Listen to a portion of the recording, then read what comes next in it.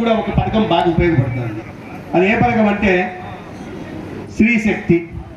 ఏం శక్తి? మా మెట్మా సోదరి మనం చెప్పాలి.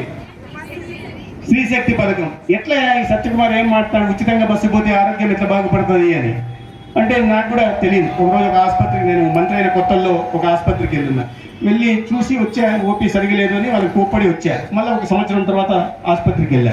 ఓపీ బాగా పెరిగింది. నాకు డౌట్ వచ్చి ఏంటి ఏమన్నా మ్యానిపులేషన్ చేస్తావా, దొంగ లెక్కలు వేస్తున్నావు అంటే, సార్ దొంగ లెక్కలు కాదు సార్, ఇవన్నీ కంప్యూటర్లో ఎక్కించాల్సిందే కదా సార్, హెచ్ఎంఎస్లో ఎక్కించాల్సిందే, అంత పారదర్శకంగా జరిగేది కదా. ఓపీ పెరిగింది సార్. ఎట్లా పెరుగుతుందమ్మా ఒక సంవత్సరంలో ఇన్ని వేలు ఎట్లా పెరిగిందని? ఏం లేదు సార్, గతంలో పెద్దవాళ్ళకి ఎవరికైనా పెద్ద ఆసుపత్రికి పొమ్మంటే పోయేవాళ్ళు కాదు. ఇప్పుడు ధర్మవరంలో రెఫర్ చేసి అనంతపురం పోయేవాళ్ళు కాదు.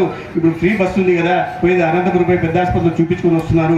అందుకని బాగా ఓపీ పెరిగింది సార్, ఆరోగ్యంగా ఉంటున్నారు సార్, మంచి పథకం సార్ అని. అవునమ్మా, మరి నీకు మంచి పథకం ఎందుకు అనిపించింది అని. కాదు సార్, నేను కూడా టైంకి వస్తున్నా సార్, డ్యూటీ నాకు కూడా ఫ్రీనే సార్ అని. పక్కన ఇంకొక ఆయన చెప్పింది, సార్ ఒక మాట చెప్పాలి సార్. ఏంటమ్మా చెప్పు అంటే, ఏం లేదు సార్, మా అమ్మ అంటే నాకు ఇష్టం. మా అమ్మ ఇక్కడ హిందూపూర్లో ఉంటుంది, ఆమె పోయినప్పుడు ఇప్పుడు హిందూపూర్లో ఉంటుంది, అప్పుడెప్పుడో పోయేదాన్ని సార్. ఇప్పుడు ఏంటంటే వారంలో సెలవు రోజు ఒకరోజు బస్సు ఎక్కి ఫ్రీగా వెళ్ళి మా అమ్మని చూసి వస్తున్నా. బాలయ్య సార్ ఉంటే బాలయ్య సార్ కూడా చూసి మన ధర్మం వెనక్కి వస్తున్నా అని చెప్పి నేను చెప్పా. పక్కన ఇంకొక ఆమె నసుకుతా ఉన్నది, ఏం మా అమ్మ అని. ఏం మరి మీ అత్తని చూస్తున్నావు అమ్మ అని. అత్తని ఎప్పుడో చూసేదాన్ని సార్, ఇప్పుడు ఫ్రీనే కదా, అప్పుడప్పుడు చూసి వస్తున్నా సార్ అని. మన వాళ్ళు ఒప్పుకోవట్లేదు. మా మంజుల మామూలుగా ఆడపడుచుతోనో తోడుకోడుతో గుణపడాలంటే ఛార్జీ పెట్టుకుని ఆడపోవాలా. ఒక కదిరిలో ఉంటారు, హిందూపూర్లో ఉంటారు, కాబట్టి ఈమె ధర్మవరంలో ఉంటుంది. ఇంతకుముందు ఫోన్లో గొడవపడేది, ఇప్పుడు అంటే బస్సు ఎక్కి కదిరికి పోయి తోడుకోడలతో గొడవ పడుతుంది. సాయంత్రం హిందూపూర్ పోయి ఆడపడితో గొడవపడి మళ్ళీ సాయంత్రం వచ్చేస్తాను. మా బీబీకి అయితే ఇక చెప్పనవసరంలా.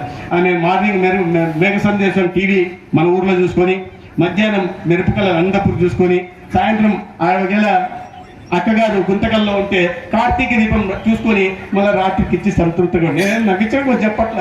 మహిళ అనేది మన సమాజంలో ఎంత ముఖ్యమో చూడండి. మనం దీనిలో తయారీ దగ్గర నుంచి, ఏది నూలు తయారీ దగ్గర నుంచి ఇక్కడ మహిళ చేస్తుంది, డైన్ పనులు మహిళ చేస్తుంది, కుటుంబాన్ని నిర్వహించడం కానీ, కుటుంబంలో లెక్కలు చూసుకోవడం కానీ, కావాల్సిన వస్తువులు తీసుకోవడం కానీ, వంట చేసి పెట్టడం కానీ, పిల్లలు మంచి బట్టలు వేసుకున్నారో చూడడం దగ్గర నుంచి కానీ, లేదా పిల్లలకి మంచి చదువు జరుగుతుందా లేదా చూడడం దగ్గరికి కానీ, వాళ్ళ భవిష్యత్తు నిర్మించడం దగ్గర కానీ, లేకపోతే ఇప్పుడు లేవు కానీ గతంలో బూమ్ అనేది ఉండేది, అది దాగి ఆరోగ్యం పాడు చేసుకుంటే భర్త గురించి ఆలోచించుకున్న పూపు డబ్బాలు డాన్స్ పెట్టుకుని చూసుకునే ఒక సమర్థవంతమైన అకౌంటెంట్, ఫైనాన్స్ మినిస్టర్ లాంటి మహిళ బాగుంటే, వాళ్ళకి ఆర్థిక స్వాతంత్రం వస్తే, ఆర్థిక సాధికారత కలిగితే ఆ కుటుంబం బాగుపడుతుందనే ఒక మంచి ఉద్దేశంతో తీసుకొచ్చిన పథకాలు ఇవన్నీ. భారం ఉంది, చాలా భారం ఉంది, అప్పులో ఊపిలో గుట్టుకున్నాం.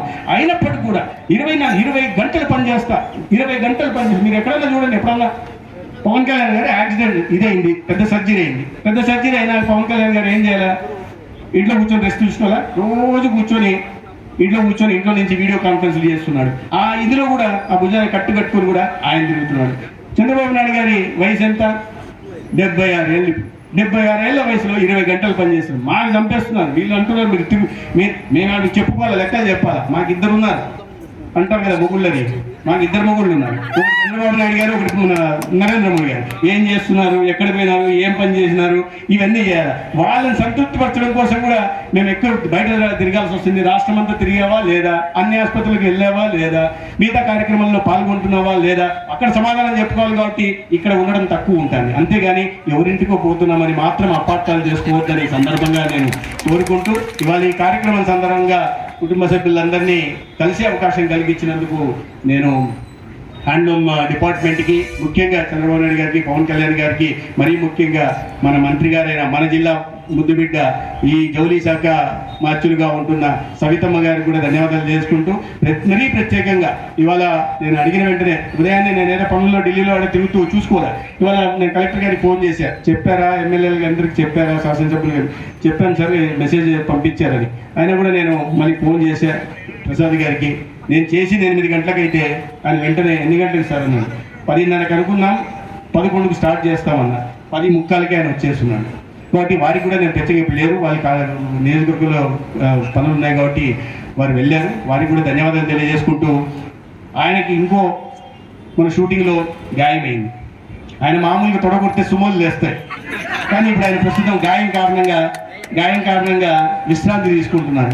కాబట్టి ఈ వార్త పోతూనే తను లేకపోయినా తన ప్రతినిధిని మన దగ్గర పంపించి తను వచ్చినట్టుగా మనల్ని భావించాల్సిందిగా కోరిన మన బాలకృష్ణ గారికి కూడా నేను ప్రత్యేకంగా ధన్యవాదాలు తెలుసుకుంటూ సెలవు తీసుకుంటాను. భారత్ మాతాకి, భారత్ మాతాకి.